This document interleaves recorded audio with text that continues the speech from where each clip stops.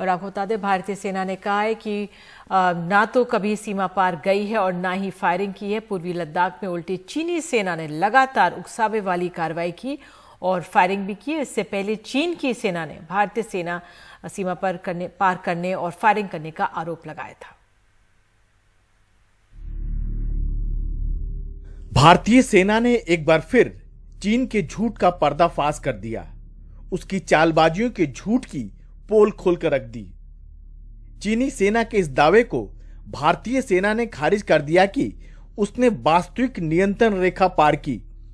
सेना ने कहा कि ना ही उसकी तरफ से कोई आक्रामक कार्रवाई हुई, ना ही फायरिंग की कोई घटना। सेना ने बयान जारी कर कहा कि 7 सितंबर को चीनी सेना ने LAC पर भारत की एक फॉरवर्ड पोजीशन के करीब जाने की कोशिश की। तब भारतीय सेना ने उन्हें रोका। चीनी सेना ने हमारे जवानों को धमकाने के लिए कुछ राउंड हवा में फायरिंग की। उकसावे के बावजूद भारतीय जवानों ने पूरी जिम्मेदारी और सूझबूझ का परिचय दिया। चीन की सेना ने एक बार फिर उकसावे वाली कार्रवाई की है। PLA प्रवक्ता ने बताया कि भारतीय सेना ने उनके सैनिकों पर उस समय फायरिंग की जब वे बातचीत के लिए जा रहे थे। उनका यह दावा संदेहास्पद लगता है।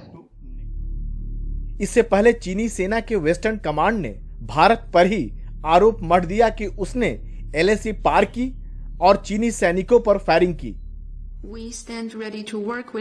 इस घटना में भारतीय पक्ष ने चीनी सैनिकों पर फायरिंग की। 1975 से ये पहली बार है जब फायरिंग की वजह से शांति बाधित हुई है। हमने हमेशा इस बात पर जोर दिया है कि दोनों पक्षों को शांतिपूर्ण तरीके से बातचीत के जरिए अपने मतभेदों को सुलझाना चाहिए।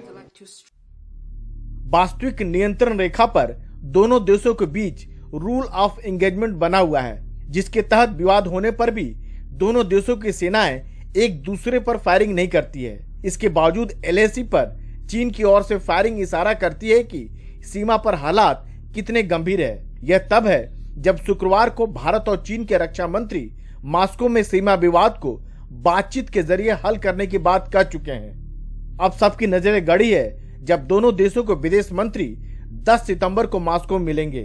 तब क्या जमी बर्फ पिघलेगी? इसे कहते हैं उल्टा चोर कोतवाल को डांटे। पहले चीन ने बॉर्डर पर तमाम विवाद खड़े किए और अब फायरिंग का आरोप भारत पर जड़ दिया। वैसे ड्रैगन की एक करतूत नई नहीं है, लेकिन शायद भारतीय सेना के तेवर जरूर बदले बदले नजर आ रहे हैं। नई दिल्ली में कादम्बिनी शर्मा के साथ राजीव रंजन, NDTV इंडिया।